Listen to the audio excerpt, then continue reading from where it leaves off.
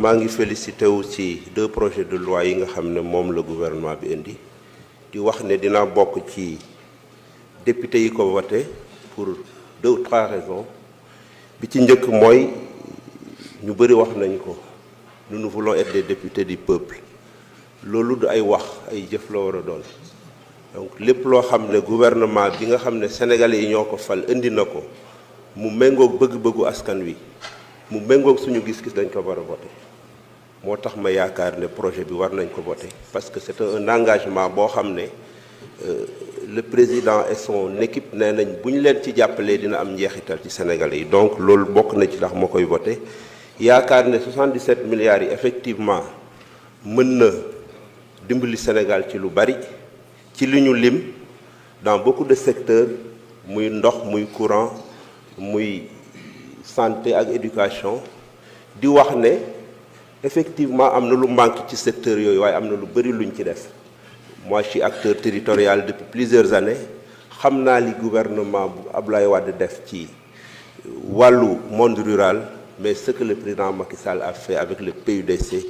beaucoup de forages ont été réalisés mais ba fi ñuy wax ni y a des Sénégalais qui n'ont pas accès à l'eau je pense que war nañ d'accord ci ne war nañ ko mën a régler donc di wax ne effectivement mën na régler problème yu bari monsieur le président vous avez été ministre des infrastructures je pense que dernière correspondance bi ma la bind en tant que ministre ak bi ma la bind en tant que président assemblée ñoo toppalante pour vous interpeller sur la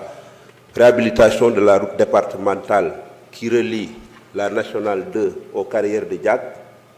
maa ngi la ciy sant parce que bi nga ko jotee wax nga mën a jot nga ko maa ngi ñaan nga wax sa successeur mu dimbali ma ci entre autres priorités mais en parlant de réhabilitation du réseau routier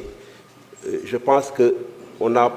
tendance à penser que c'est l'intérieur du pays seulement qui a des problèmes mais la réhabilitation du réseau routier de Dakar est extrêmement préoccupant et je pense que ce collègue war na ci def effort monsieur le ministre institution bi muy HCCT yaakaar naa war nañ ko mën a dissoudre mais may rappeler rek au moment où nous parlons cette institution existe même si les présidents ont été démis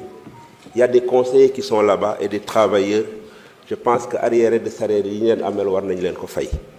comme beaucoup d'autres travailleurs dans beaucoup de secteurs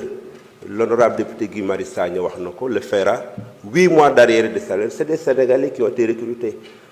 on a tendance à penser que c'est une clientèle politique mais en tout cas ci li ma xam il y a des milliers de jeunes et de femmes yu ñu amel xaalis dañ leen war a fay et dans beaucoup d'autres secteurs effectivement on doit rationaliser les dépenses publiques de ce pays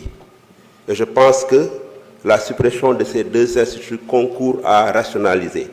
mais il faut rappeler effectivement que ces institutions ne sont pas seulement des institutions où il y a des politiques je prends le Conseil économique social et environnemental il y a plusieurs glissements il est passé de Conseil économique social à CRAES sous Abdoulaye Wade aujourd'hui hier Conseil économique social sous président Macky Sall beaucoup l'ont dit je pense qu'on va pas nous créer une autre institution similaire avec une autre appellation toutefois yaakaar naa ne le Sénégal c'est pas seulement les acteurs politiques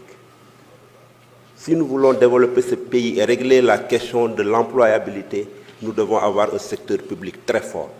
la vocation d'un État c'est pas de créer des emplois la fonction publique c'est moins de à peu près 150 000 travailleurs donc le plus de travailleurs sont dans le secteur privé et boo demee dans le conseil économique et social vous retrouvez le patronat c'est ces gens qui ont l'économie de ce pays ils doivent avoir un cadre où ils doivent échanger avec le gouvernement du Sénégal sur les questions des secteurs économiques la question de l'impôt la question de la fiscalité la question